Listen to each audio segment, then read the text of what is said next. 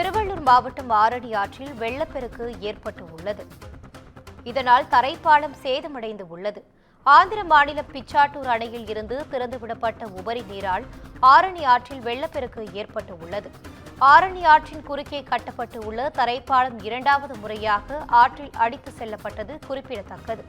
தரைப்பாலம் அடித்து செல்லப்பட்டதால் 10க்கும் மேற்பட்ட கிராமங்களுக்கு போக்குவரத்து துண்டிப்பு ஏற்பட்டு உள்ளது. தற்போது கிடைத்துள்ள அண்மை செய்தியாக பார்த்து வருகிறோம். இது குறித்தான கூடுதல் தகவலோடு இணைகிறார் எமது செய்தியாளர் சுதாகர். வணக்கம் சுதாகர், தகவல்களை பகிரலாம். இனிதா, வங்கக்கடலில் உருவாகியுள்ள காற்றழுத்த தாழ்வு மண்டலம் காரணமாக திருவள்ளூர் மாவட்டத்தில் கடந்த 4 நாட்களாக கனமழையானது பெய்து வருகிறது. இதனால் நீர்நிலைகள் வேகமாக நிரம்பி வருகிறது. இதே போல ஆந்திரா பகுதியில் பெய்து வரும் கனமழையின் காரணமாக பிச்சாட்டூர் அணையானது நீர்வரத்து அதிகரித்து இருக்கிறது.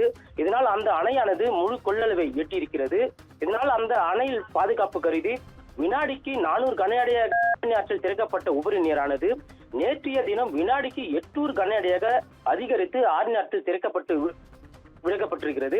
இதனால் தமிழக எல்லையான திருவள்ளூர் மாவட்டம் ஊத்துக்கோட்டை வழியாக செல்லும் ஆரணி ஆறு 132 கிலோமீட்டர் தூரம் பயணித்து பழவேற்காடு கடலில் கலக்கிறது. இந்த நிலையில் ஊத்துக்கோட்டை பகுதியில் பெய்த கனமழையின் காரணமாகவும் பிச்சாட்டூர் அணையில் திறந்துவிடப்பட்ட உபரி நீர் காரணமாகவும் ஆரணி ஆற்றில் வெள்ளப்பெருக்கு ஏற்பட்டு இதனால் ஆரணி ஆற்றில் கடல்நிலை பகுதியான ஆண்டார்மடம் பகுதியில் ஆரணி ஆற்றின் குறுக்கே கட்டப்பட்டுள்ள தரைப்பாலமானது இரண்டாவது முறையாக ஆற்றில் அடித்து செல்லப்பட்டிருக்கிறது.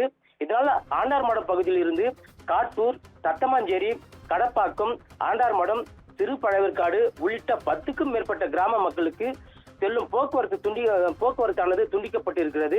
இதனால் பள்ளிக்கு செல்லக்கூடிய மாணவர்கள், கல்லூரிக்கு செல்லக்கூடிய மாணவர்கள் எல்லாம் பாதிக்கப்பட்டிருக்கிறார்கள். குறிப்பாக வேலைக்கு செல்லக்கூடியவர்கள், கர்ப்பிணி பெண்கள் எல்லாம் வெளியே செல்ல முடியாம வீட்டுக்குள்ளே முடங்கி இருக்கிற ஒரு சூழ்நிலை ஏற்பட்டிருக்கிறது. எனவே இந்த பகுதியில் நிரந்தரமான ஒரு உயர்மட்ட மேம்பாலம் அமைத்து தர வேண்டும் என ஆண்டார்மட மக்களினுடைய நீண்ட நாள் கோரிக்கையாக இருந்து வருகிறது. இனிதா, தகவல்களுக்கு நன்றி சுதாகர்.